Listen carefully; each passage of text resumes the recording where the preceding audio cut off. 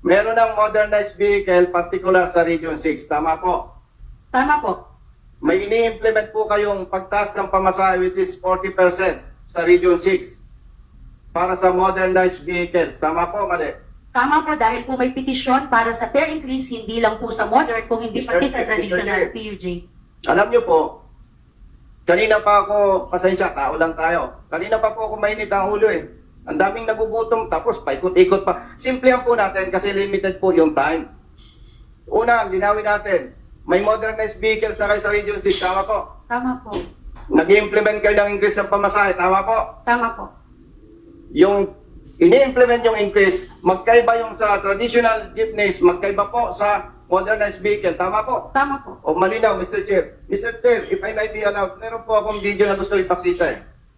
Maikli lang po. Thank you, Mr. Chair. Comsec, please.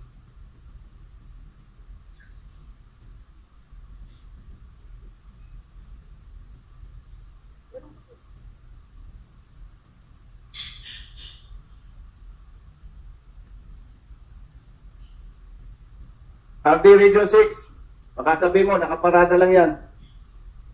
Magpapakulong ako ngayon with the approval of the Honorable Committee. Pag sinabi mong nakaparada lang yan. LTFRB Region 6, please be honest. We are all public servants. Hindi tayo nagtatasa ng boses dito dahil nagpersonalan tayo.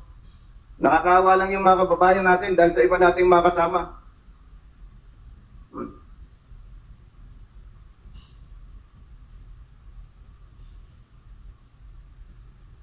Lagbag.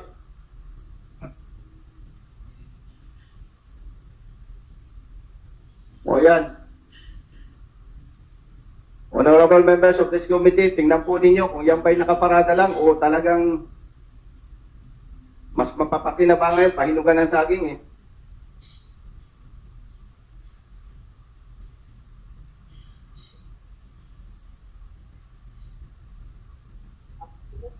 O wala nang gulong.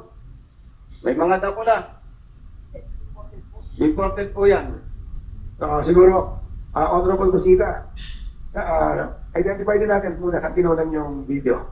Iloilo, Sa- Region 6. Sa LTFRB impounding Ikaw area, daw. sa Sa cooperative terminals. terminal nila, ng cooperative. Kailan pa? Bago lang po yan, Mr. Chair. May witness po ako kung kakailanganin. Kaya nga po binibigyan natin ng opportunity yung LTFRB Region 6. Pasinungalingan po niya.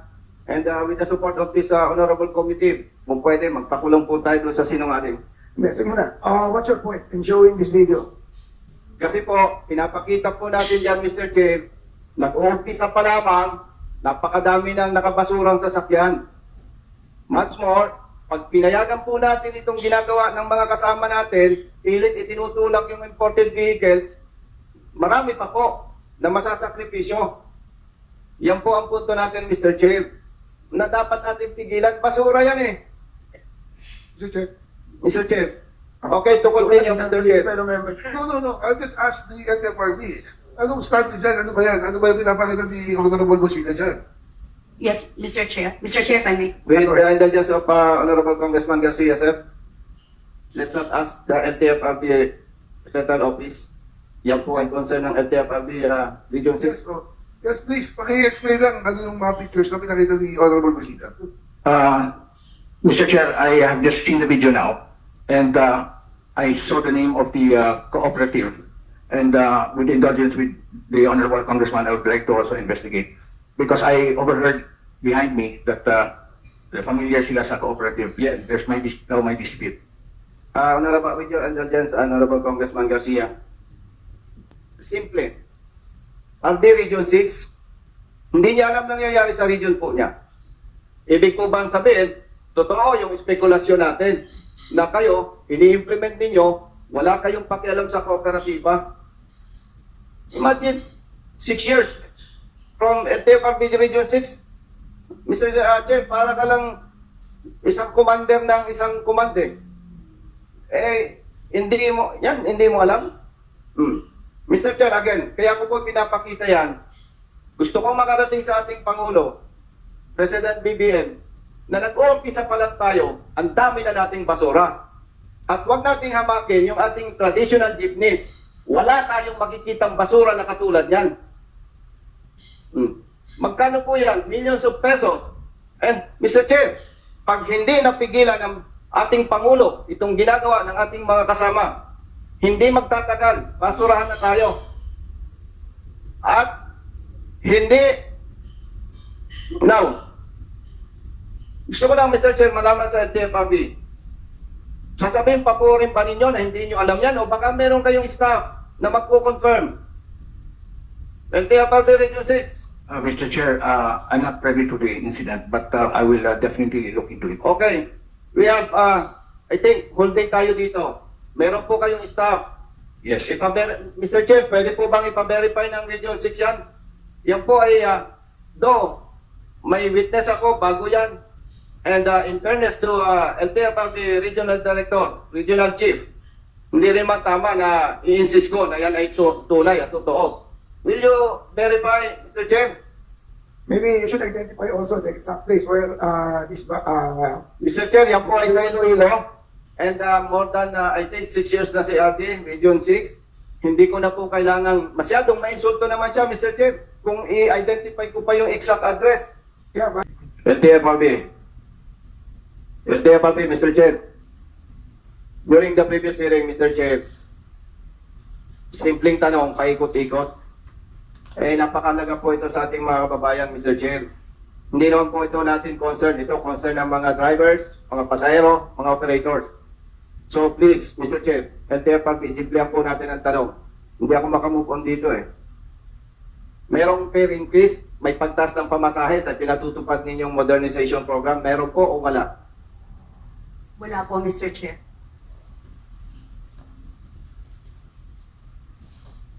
Ang bira, Mr. Chair, may ebidensya na nga po ako Where is RD Region 6, LTFRB? Mr. Chair. Is the RD of Region 6 present? Please take your seat. Ba gusto niyong magpakulong? Ay, nako. Yes, Mr. Yes, Mr. Chair, baka first time natin magpakulong ng lawyers. RD Region 6, LTFRB. My time is running. Mupo ka na dyan o tumayo ka. Don't worry, Your Honor. Hindi ko itinilak sa oras mo. Thank you, Mr. Chair. Salamat at senior officer ko sa PLPC General Ato. Good morning, Mr. Chair. Good morning. You're recognized to answer the queries of the Honorable Busita. Thank you, Mr. Chair. Under oath po kayo at LTFRB Region 6. Yes, Mr. Chair. Okay. Simplihan po natin ang sagot. Sayang ang oras. Gusto ko po malinaw sa kababayan natin. Sa pinatutupad ninyong modernization program, may mga bago na kayong sasakyan sa Region 6. Tama po ba o mali? Tama, Mr. Chair. Doon sa bagong mga sasakyan, nagtaas na kayo ng pamasahe po ba o hindi? In a way, Mr. Chair, we are set. Yes. Teka. Okay. I'm sorry, Mr. Chair. Are you a lawyer? No, Mr. Chair. But you've been in the service for how long? In LTFRB, 6 years, Mr. Chair. Maliwanag po naman yung katanungan ni Honorable Busita. Kindly answer yes or no. Yes, Mr. Chair. Para sa kalaman ng ating mga kababayan, LTFRB Region 6, may mga bago kayong mga sasakyan. Tama, mali? Tama, Mr. Chair. Nagpapatupad kayo ng mataas na pamasahe na o hindi? Yes, Mr. Chair. Klaro. Attorney Lainez, Yes, Mr. wala Chair. hindi telling us na hindi ka nagpapa-implement. Are you telling us na hindi ninyo alam nangyayari sa region? Mr. Chair, pwede ko pong Hindi, ipaliwanag. ang tanong ko po, alam po ba ninyong nangyayari sa Alam region? po namin, Mr. No. Chair. Sabi po ninyo, wala kayong pinatutupad. Are you telling us, nagsisinungaling ang LTFRB Region 6? Nung tinanong niyo po ako, Mr. Chair, ang sabi niyo po, pag-increase dahil sa modernization. Sabi ko po, kung may pinatutupad kayong increase dito sa modernization, kung meron na. Ang sagot po doon ay hindi po, wala po. Pero ang tanong niyo po sa kanya, kung nagtaas ng pamasahe para sa mga modern units, nagtaas po, kasi nagtaas din po sa traditional. Pero hindi po yan dahil lang sa PUV modernization Excuse program. po. Your Honor, remember, abogata kasi yung kausap mo Kaya naiintindihan ko yung sagot niya kaya, be specific pag yung Okay, lawyer. let's be specific, Mr. Chair. Linawin ko po Meron ng modernized vehicle particular sa Region 6. Tama po. Tama po.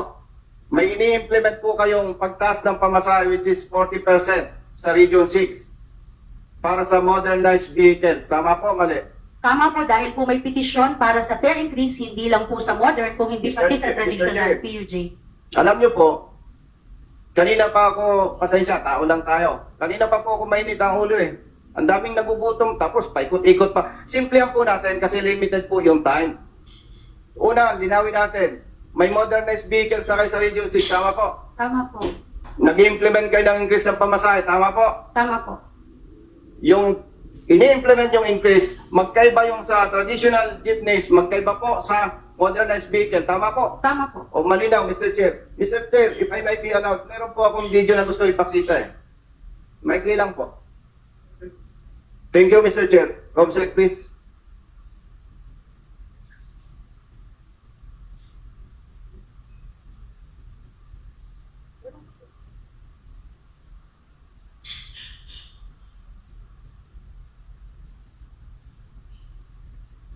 RD Region 6, baka sabi mo, nakaparada lang yan. Magpapakulong ako ngayon with approval of the Honorable Committee. Pag sinabi mong nakaparada lang yan.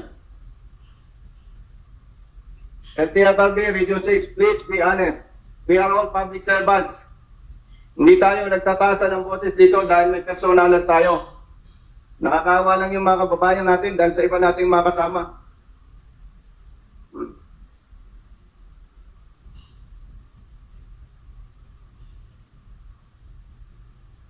Lagbag.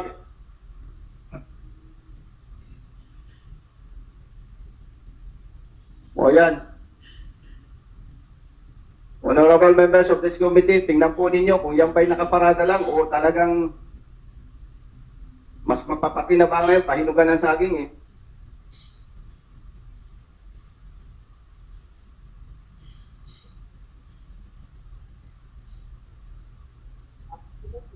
O wala nang gulong. May mga dako na. Imported po yan.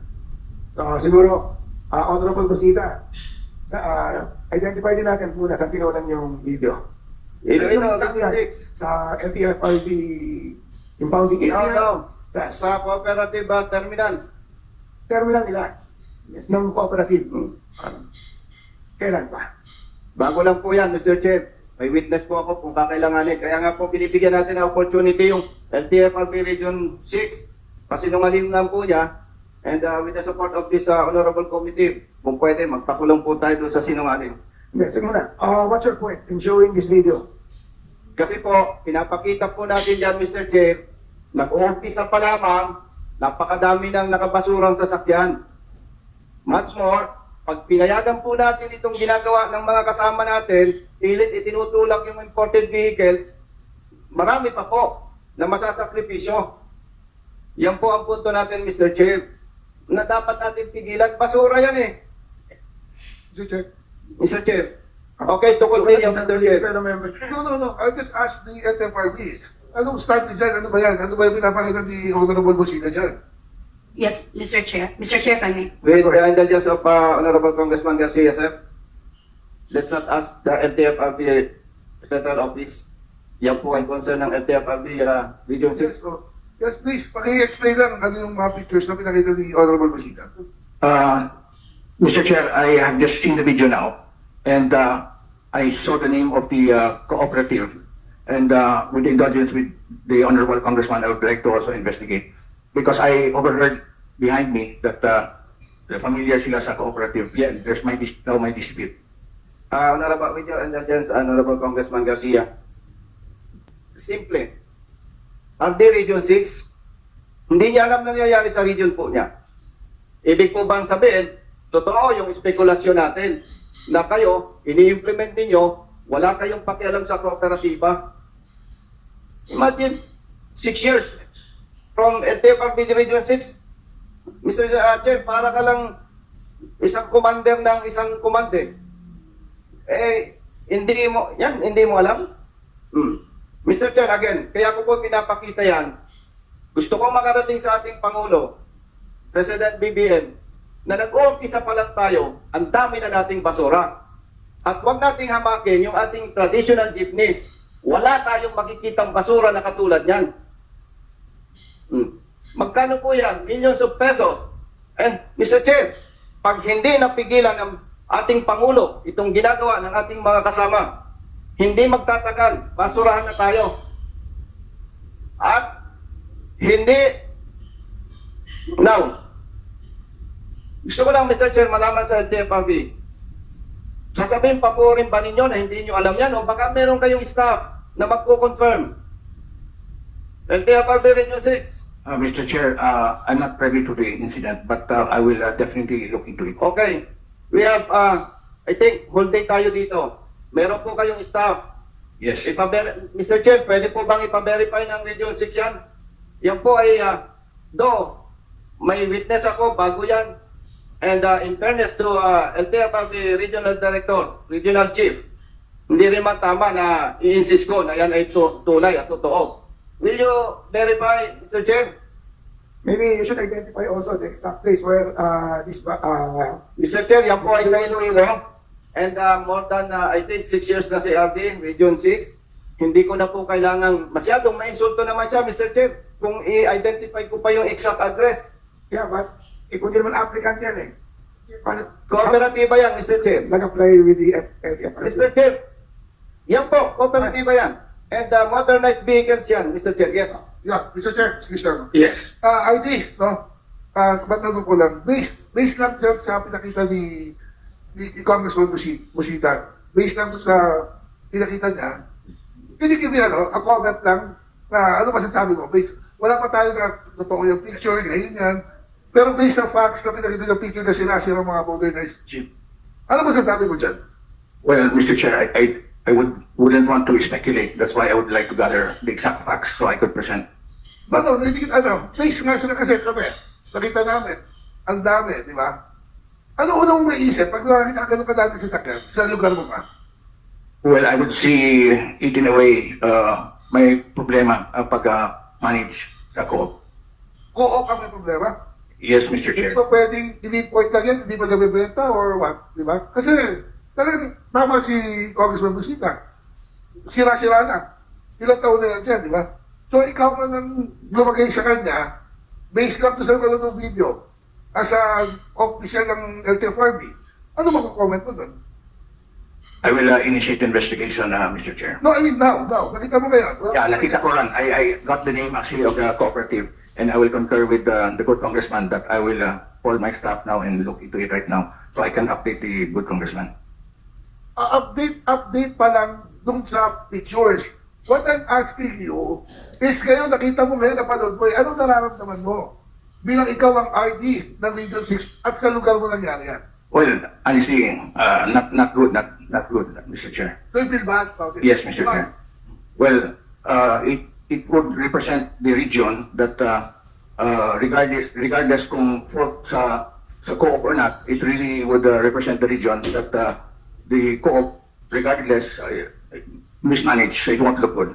It won't look good. Yes, Mr. Chair. Yun nga, yun yung point ni Congressman Busita. Please, Yes, Mr. Chair, will do that. Thank you, Mr. Chair. RD, Yes, sir. yung pinakita sa inyo ni Honorable Busita, doon pa lang sa previous hearing pinakita na yan, di ba? If you were present. Mr. Chair, with your, iba pa po yan, additional pa po yan, Mr. Chair. Yung mga nakatambak na sasakyan. Nauna po yung previous hearing, Mr. Chair, iba po yan, ito po, latest. Kaya nga, the committee hereby directs you to look into this matter and submit a report to this committee, copy furnished the Honorable Busita's office. Duly noted, Mr. Chair. Thank you. And before we proceed, allow me to recognize the presence of the Honorable Salvador Pleito, representing the 6th District, province of Bulacan.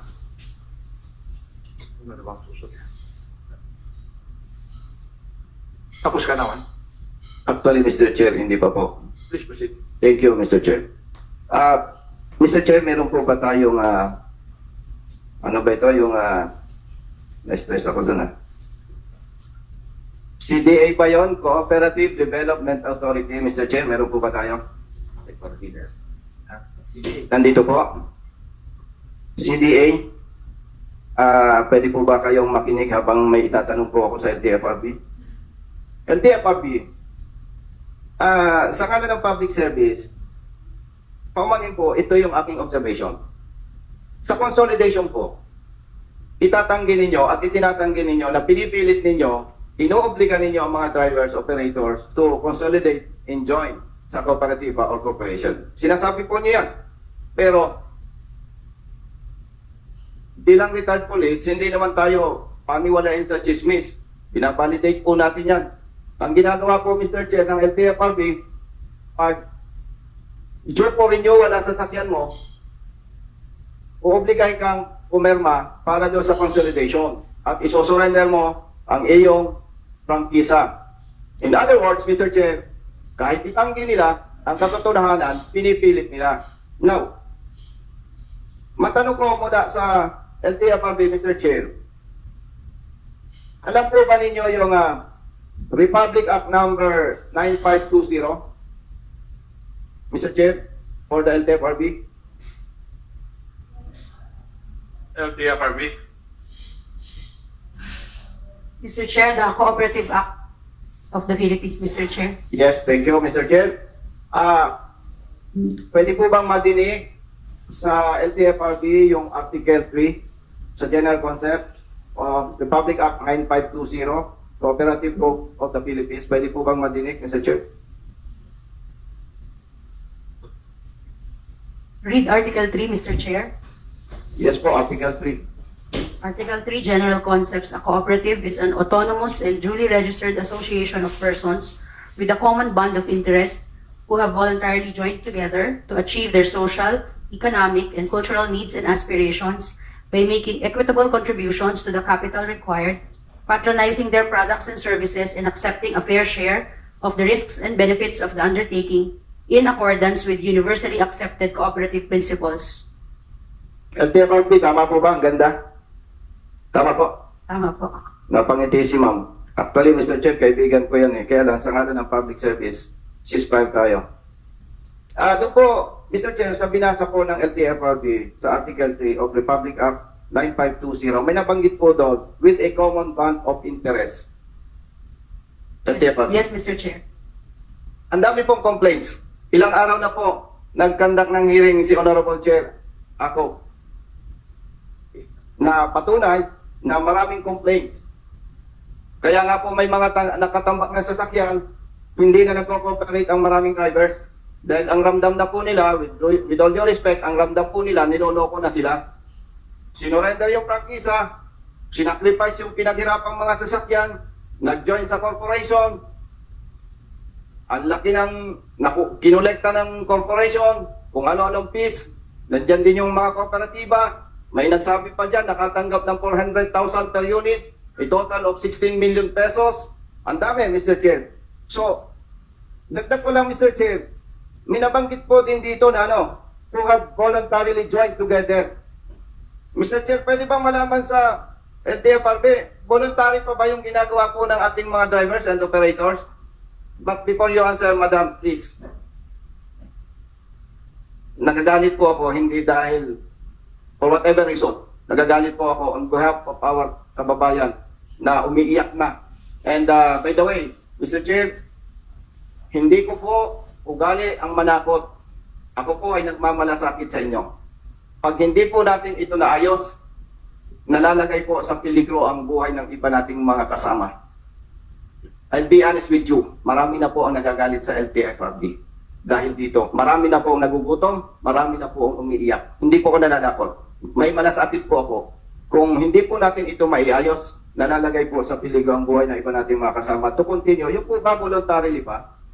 That would be your last question, Your Honor. Yes, Mr. Chair. And before LTFRB will answer, I would just like to announce to the members of this committee that there's a directive from our authorities that there will be a caucus of all members at 1400 hours or 2 o'clock this afternoon. So this hearing will end at 2 o'clock or 1400 hours. Please answer the Thank you, question. Mr. Chair. Honest to goodness answer, Madam Lenes. Ilabas niyo muna po ang iyong sarili sa LTFRB. Bilang Pilipina, bilang makamahirap, bilang public servant, bilang tunay na tao, may pag-ibig sa kapwa. Ilabas nyo muna po ang sarili mo sa LTFRB. Yung po bang nangyayari, voluntary leave Yun, Mr. Chair, yun pong requirement ng industry consolidation. Yes po. Apo. Sabi ko po sa iyo, ilabas mo muna ang sarili mo. No other explanation. Honest to goodness answer. Voluntarily pa po ba yung nangyayari sa mga drivers and operators? Malaya po silang pumili kung sino po ang makakasama nila to voluntarily join together. Naalala kayo sabi ni Honorable Chairman ako, lawyer ka. Sabi po ninyo, malaya. Yes, malaya. Pero, ginagamit po ninyo yung power and authority ninyo to oblige them to join. Bakit? Malaya. Pagka po ba hindi nag-cooperate sa inyo, bibigyan ninyo ng CPC? Di po ba hindi? And then, hindi sila makakapag-renew? Hindi na po kita tatanungin. Dahil lawyer ka, pinalulusutan mo lang ako and other committee. Hindi po malaya yon, madam. Kaya ko po ito sinasabi, hindi ito kayang sabihin ng ating mga kababayan. Sabi po ninyo, malaya. Yes, ang gandang pakinggan. Pero hindi naman sila isyuan ng CPC, ng Provisional Authority. Hindi Your- sila makapag-renew. Your time is up, Your Honor. Thank you, Mr. Chair. And Mr. Chair, Yung sinasabi lang ng aking colleague, in plain and simple language, you're using police power. The police power of the state is being used for the drivers. Would you agree with that? Yes, Mr. Chair. Yun ang ibig sabihin ni Honorable Busita. Natakot ako, Mr. Chair, kasi siya kanina nang magko-contempt po eh. Ay, hindi. Kung hindi mo masagot ng tama, he can move to cite you in contempt. Opo.